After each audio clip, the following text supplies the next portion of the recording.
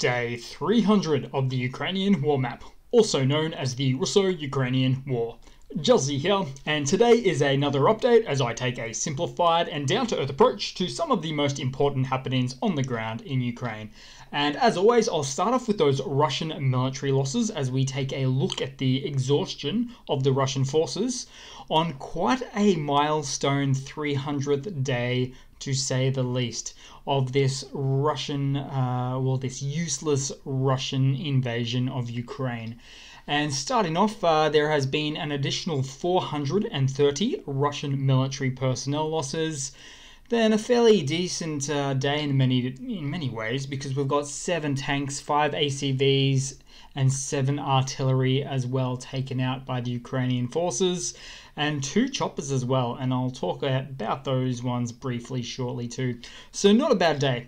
Then we'll start off back onto the map here, and starting out in Belarus. So right here, Putin arrived via plane into the capital of Belarus, so that's Minsk, right there, to meet with the president of Belarus, which is Lukashenko, or as I like to call him, Uncle Luka. And this is the first time that Putin has been in Minsk in well over 2 years now. So he's getting pretty desperate. And you know what? Sociopaths aside, that's actually quite a picturesque photo, I think. Now for the outcome. So really so far this meeting has yielded the results of getting Belarus to agree to place the S-400 and Iskander missile systems on their territory, which could indeed be used to shoot missiles at Ukraine with. But I've actually got some footage of the closed door meeting between the two, if you want to take a look at that one. Putin telling Uncle Luka, or in this case, baby Luka, what to do. But in all seriousness, behind closed doors, it's likely that Putin on some level threatened Lukashenko a bit to actively join the invasion efforts. Then Lukashenko probably then responded by allowing Putin to station his missiles in Belarus, and probably had a few excuses up his sleeve ready for Putin. Something along the lines of a Belarusian invasion into Ukraine would cause an overthrow of the government in Belarus. So in other words, I think Lukashenko is probably kicking the can down the road a little bit, so to speak, asking for a few more months, then reassess later. Then we'll move across on the map to the Ukrainian Sumy Oblast, where Russia continues to fire at this Ukrainian oblast from across the border 83 times today. Now, there were no casualties as per usual, but Russian troops at the border were probably told to just keep firing in the direction of the Sumy Oblast to make it look like they're an offensive threat in this region, which they are clearly not, especially in winter. In other words, just trying to hold some Ukrainian forces here. Then we'll move across on the map to the very north of the Donbass. We'll start out here. So the armed forces of Ukraine advanced to Novotarasivka, as you can see here.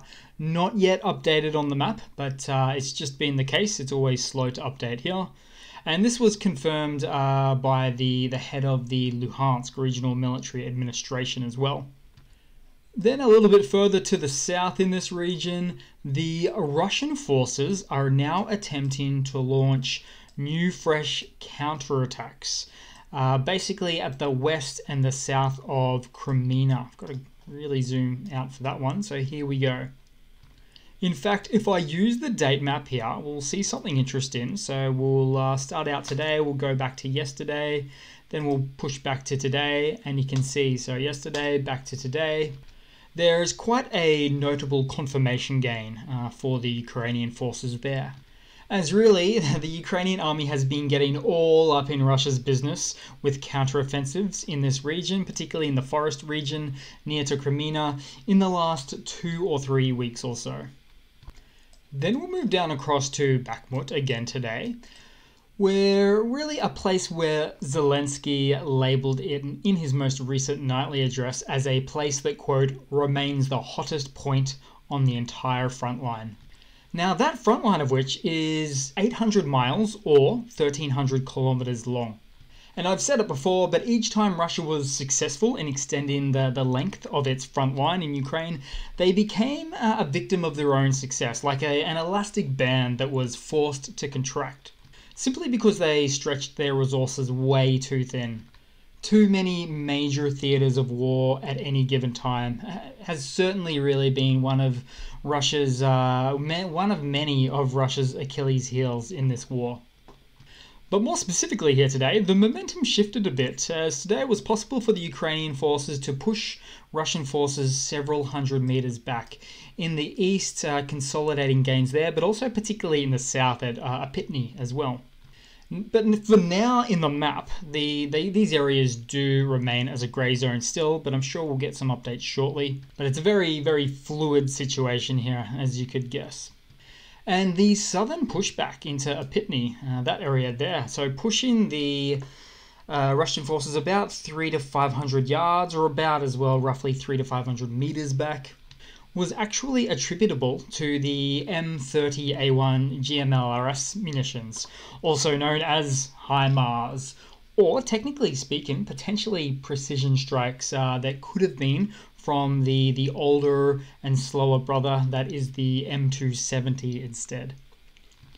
And then for this next photo from the Bakhmut direction, well, we always get a smug sense of self-satisfaction when we see a Russian tank being taken out, like this T-72 tank.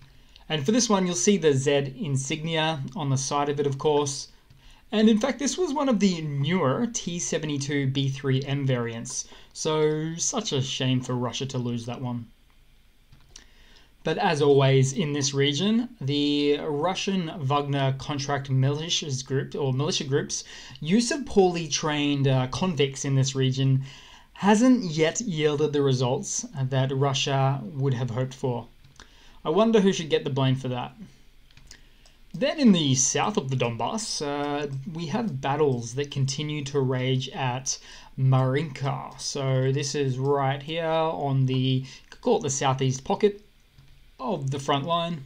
So it's interesting because yesterday Russia said they captured it.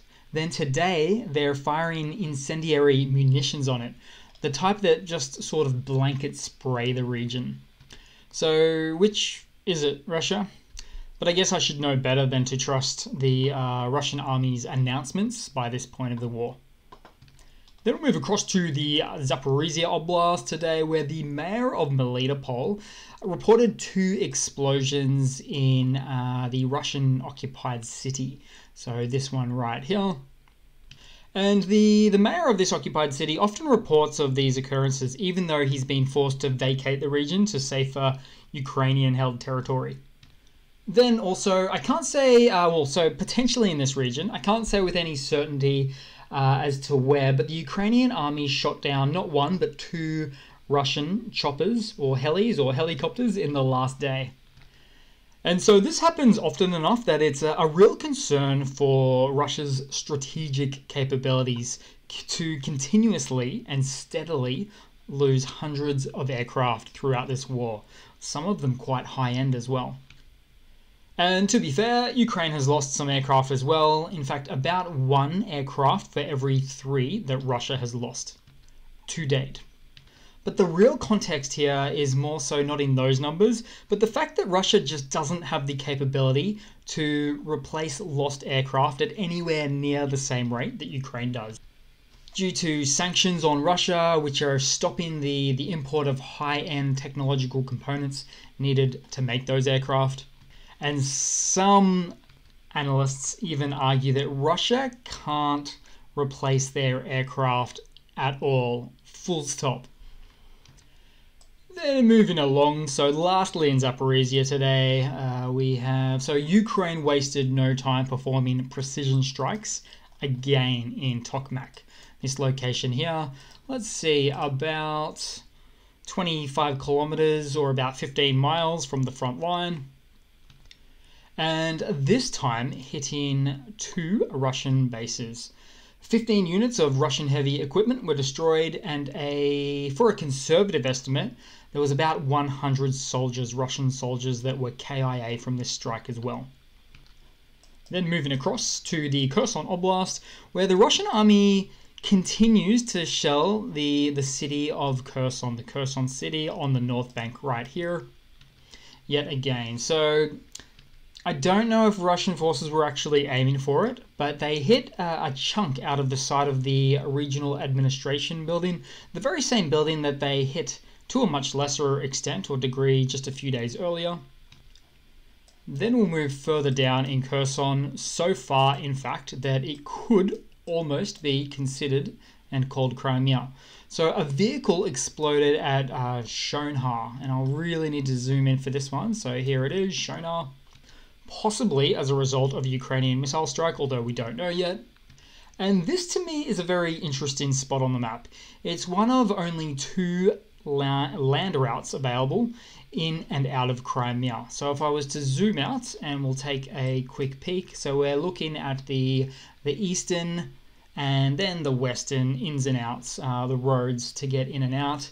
There's a bit of a land body or a water body or a bay here. So there's not many ways in or out of Crimea through land at all. So basically, as Russia's defensive stance starts to build up more and more, as it has been, these 2 spots in particular are going to be seeing a lot of action.